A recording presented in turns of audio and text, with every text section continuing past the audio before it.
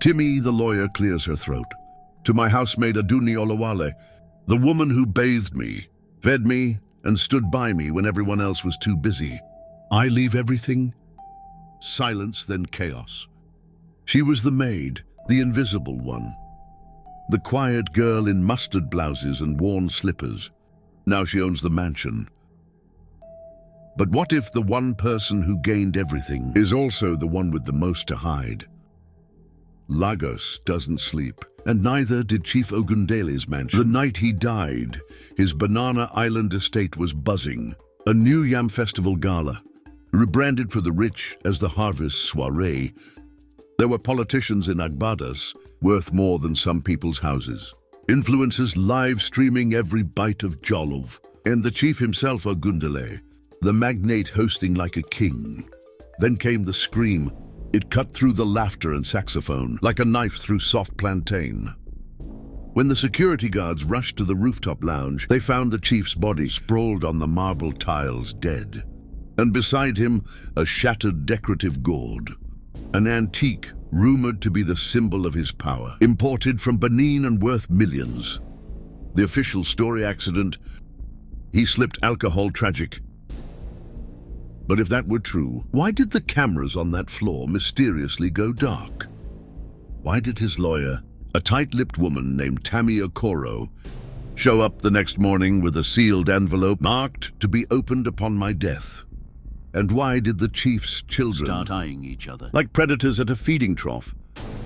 There was Adebayo, the first son and CEO in waiting, charismatic but reckless. Tunde, the calm tech genius with a startup in a secret. Morayo, the stepmother, 30 years younger than the chief, dripping in diamonds and suspicion. And Aduni, the quiet niece who had no money, no power, but maybe the most motive of all.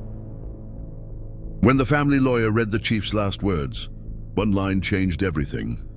If you're hearing this, it means one of you killed me, and I know who. That's when the private investigator walked in. Leather jacket, cool voice, and a calm smile that meant trouble. His name, Detective Kola Banks. And he was about to unravel a family where everyone had something to hide. Detective Kola Banks didn't like rich people. He didn't trust their smiles, or their perfume-drenched apologies, or the way they always said, "Can I call you back?" in the middle of a murder investigation. But he liked puzzles in this case. It smelled like a damn Rubik's Cube dipped in money. By 10 a.m. the day after the chief's death, Kola was seated in the late man's study, mahogany walls, glass bar cart, and one of those silent clocks that made you feel guilty for breathing too loud. Adebayo, the first son, strolled in like he owned the place. Technically, now he did. "You're the detective at Adebayo?" asked, adjusting his designer cufflinks. "We already spoke to the police." Kola looked him up and down. "You spoke," they nodded. "That's not an investigation. That's customer service." Adebayo smirked, but his fingers twitched. Kola noticed the rest of the family trickled in. Like a press conference gone wrong. Tunde, the younger brother, wore a plain black t-shirt, joggers and glasses with the price tag still on them. Tech bro energy. He kept checking his phone like it might save him. Mariah, the trophy widow, was in all white, like she was attending her own wedding and funeral. At the same time, "This is all just a horrible accident," she kept saying. "Let's not dramatize it." Aduni entered last. No makeup, plain shirt. She looked like a housemaid who accidentally walked into a board meeting, but Kola caught the flicker in her eyes. The way she scanned the room, like she was calculating everyone. He liked her already. Then came the bombshell. Timmy Okoro, the chief's lawyer, placed a flash drive on the table. "This contains the chief's final video recording. She said he made it the night before he died." Kola raised an eyebrow. He saw it coming. She nodded, apparently. And he wanted it played in front of everyone. The room went quiet. Even the air seemed to hold its breath. Timmy plugged the drive into the smart TV. The screen flickered, and there he was. Chief Ogundele alive, proud, and grinning, like a man who was about to drop a nuclear truth. "If you're watching this," the chief said, "then I'm dead, which means Someone in this room helped me get there faster. Let me be clear, I didn't die by accident. I was killed, and I've left behind clues. Find them or lose everything. He leaned closer to the camera. And to the person who did it, you should know I already know who you are. The video ended silence. Then Detective Kola stood up and cracked his knuckles. All right, he said. Let the games begin. Detective Kola Banks walked through the mansion like it was a museum of guilt. Every corridor had a story. Every chandelier looked like it had overheard a secret. He wasn't just looking for fingerprints. He was watching body language silence. Tension that was where the truth lived.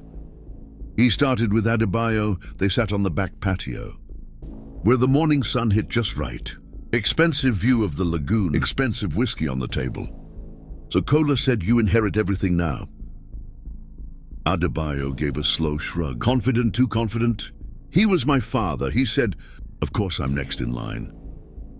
But according to the lawyer, Kola replied, the will was recently changed. Adebayo blinked. What? Kola leaned forward. Yeah. New document unread. Sealed to be opened once I finish questioning. All of you curious, right? The first son suddenly didn't look so smooth. Later, Kola found Tunde in the chief's study, poking around a bookshelf that doubled as a liquor cabinet. You were close to your father. Kola asked. Tunde didn't look up. Define close. You talk often, we texted. Tunde muttered, he thought I wasted my time with tech. Did he threaten to cut you off today? Finally turned around, he already did, boom. Next, Mariah. She was lounging by the pool in a white robe, sunglasses on, mimosa in hand. Like her billionaire husband hadn't just been found dead 24 hours ago. Do you mind if I ask you a few questions? Kola said she sipped her drink. If I say I do, will it stop you? No, Kola said with a polite smile. But it'll tell me something. She smirked, then paused. Look, I love my husband. Was he perfect? No. Did I want his money? Sure. But kill him? She waved her manicured fingers, please. Were you aware the chief had cameras installed in his private rooftop lounge? Kola asked casually. Mario stiffened just for a second. But Kola saw it interesting. He said finally. Aduni, he found her in the kitchen drying dishes. Even though there were housekeepers all around. You don't talk much, do you? He asked. She glanced at him. People don't ask me much. Well, I'm asking now, where were you when the chief died? I was on the ground floor serving drinks. Anyone see you? She shook her head. Nobody notices me, Kola nodded. That's a shame, you see everyone. But no one sees you, she smiled. The first real smile of the day. Exactly. Then she added something that stopped him in his tracks. I saw someone go up to the rooftop before he died. Kola leaned in. Who?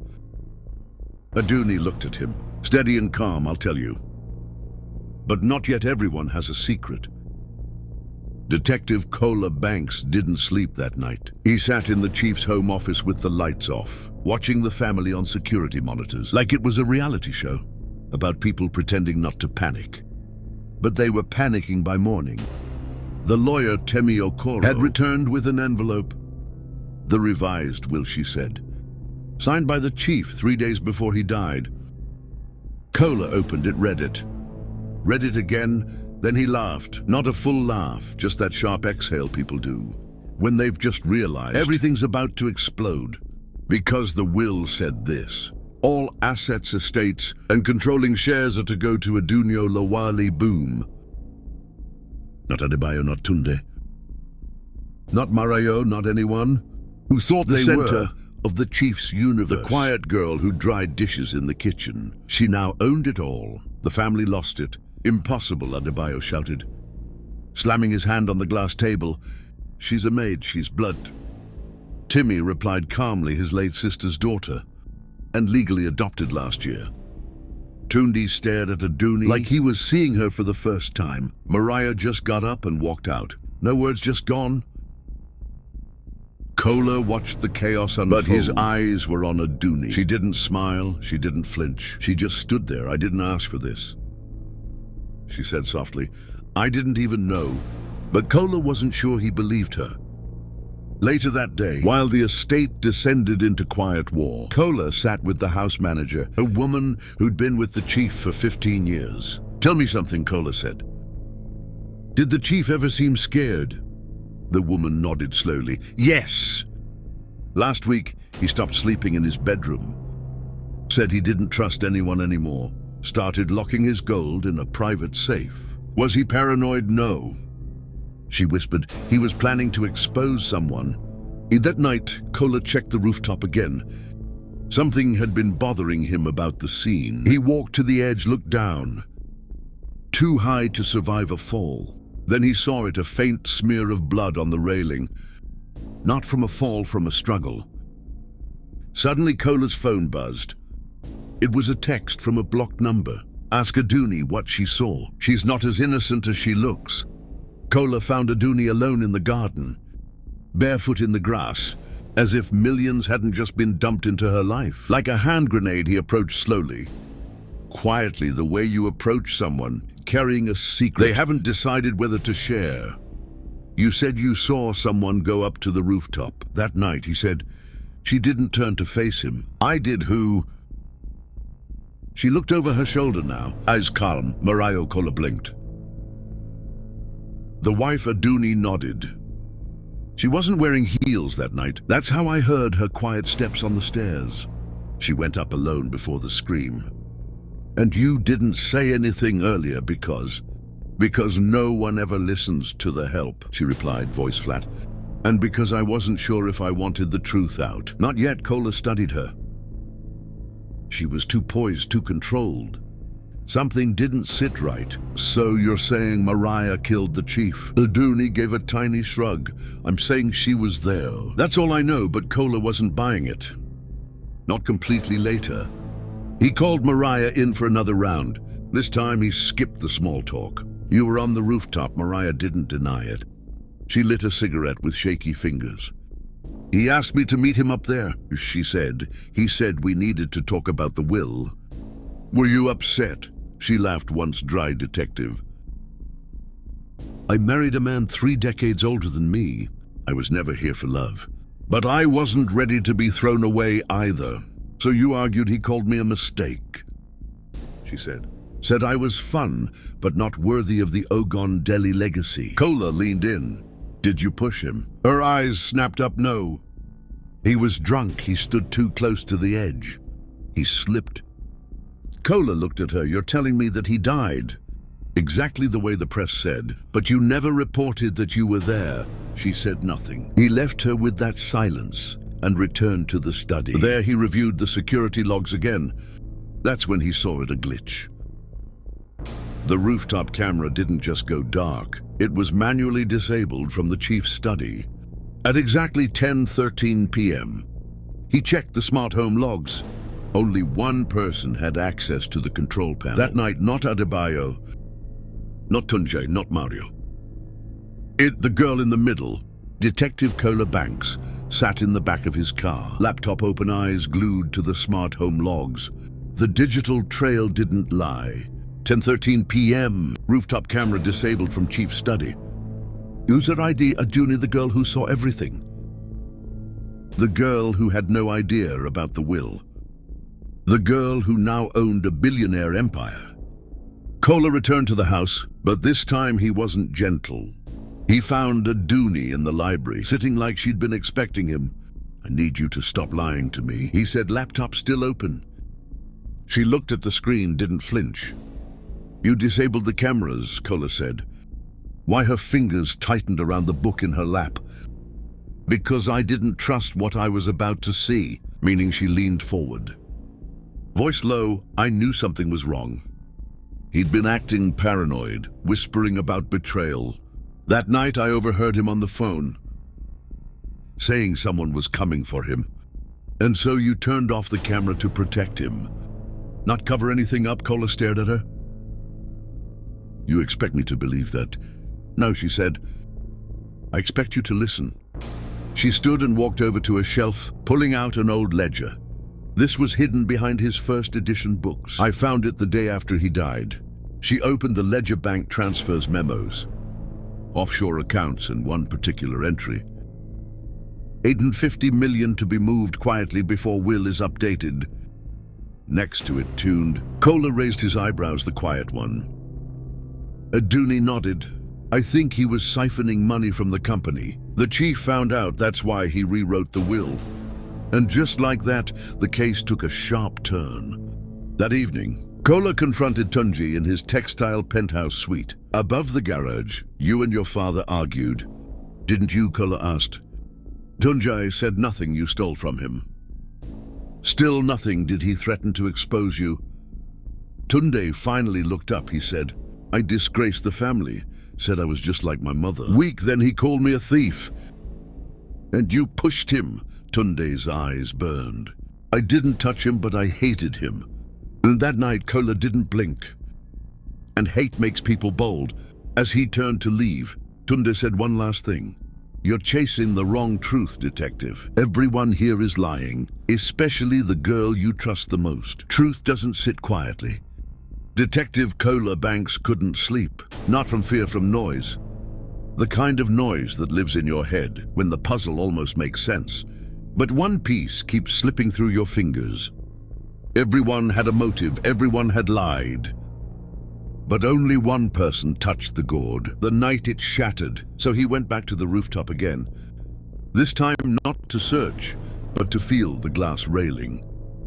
The blood smear, the wine glass still sitting in the corner.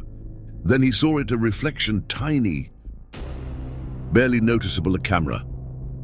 Not the official rooftop one. A hidden GoPro tucked behind the AC unit, probably used by a vlogger or a paranoid billionaire. Kola pried it loose, took it to his laptop and played the footage. Timestamp 10:26 p.m. Chief Ogundale stood at the edge, holding the gourd, yelling at someone off screen. You think I don't know what you've done? You think I won't burn this whole legacy before I let you destroy it? The figure stepped into frame. It was Aduni. Kola paused. Rewound, played it again. Not scared, not timid. Calm, focused. You ruined my mother, she said to the chief. You watched her suffer and did nothing. I was just a child and you let her die. He tried to speak, but she raised her voice. You owed her, you owed me. And you thought you could fix it with a stupid will. Then she stepped forward fast. A struggle, hands, the gourd falling, his feet slipping. The chief went over. It wasn't a clean push. It wasn't even planned, but it was enough. The gourd hit the floor second, and just like that, the truth shattered too. Kola shut the laptop, closed his eyes, sat still for 5 long minutes. Then he made the call that afternoon. The entire family was summoned. Kola stood in the center of the study, calm, certain the chief didn't die by accident. He began, and this wasn't about inheritance. It was about revenge. Everyone stared. He turned to Aduni. You lied. She didn't argue. She didn't run. She just nodded. Yes, she said. I lied, but I didn't kill him. Not the way you think. Everyone froze. I came to confront him, she said. Not to push him, not to kill him. Just to speak, but he stepped back. He slipped. I tried to grab him. Swear I did. Tunde shook his head. That's not what the footage looked like. Kola raised a hand. Let me finish. He stepped toward the table, placing the GoPro down like a final judgment. You let him die, Aduni. He said you didn't push him hard. But you didn't save him either. Her voice cracked. He killed my mother in silence. All I did was nothing. No one spoke. Not Adabio, not Tunde, not even Mario and Kola. He just walked to the door. I'll submit the footage, he said, but I'm not arresting you. Not today. Let the law decide if silence is the same as murder. Then he left. And the mansion, once so loud, finally knew what it meant to be truly quiet. After the fall, 2 months later, Lagos had moved on new scandals. New billionaires, more weddings, more drama. The newspapers stopped printing headlines about Chief Ogundele's death. People forgot, but Detective Kola Banks didn't. He sat at his favorite roadside bar, sipping palm wine from a calabash, eyes watching Danfoss pass and hawkers shout. He wasn't a hero. He wasn't even sure if he'd done the right thing. Because of Duni, she walked free. The court ruled it involuntary manslaughter, with emotional provocation and lack of intent. Her lawyer spun a poetic tale of generational betrayal, of a girl raised in shadows and hurt by silence. The judge gave her probation, community service, and control of the estate with strict oversight. Adebayo moved to London. Rumors said he was broke. Tunde shut down his startup, disappeared from social media. Mariah married a younger man and started a wellness brand called Grief and Glow. But Adunishi stayed. She didn't move into the chief's mansion. Instead, she converted it into a shelter for young women who had nowhere to go, girls like her mother once was. She drove an old Toyota. She wore plain clothes. She smiled rarely, but when she did, it was the kind of smile that didn't owe anyone anything. One day she showed up at Cola's bar, sat across from him, said nothing for a while. Then, "Do you think I'm a murderer?" Cola looked at her. "No." He said, "But you're not innocent either." She nodded. "That's fair." They clinked calabashes, not in celebration, not in guilt, just understanding. And as the sun dipped over Logos and the streetlights flickered on, Cola finally stood up, dusted off his trousers and smiled. "Next time someone dies in a rich family," he said, "I'm turning off my phone." She laughed, real laugh from the chest. And just like that, the case of Chief Ogundele was closed. Not neatly, not cleanly, but closed.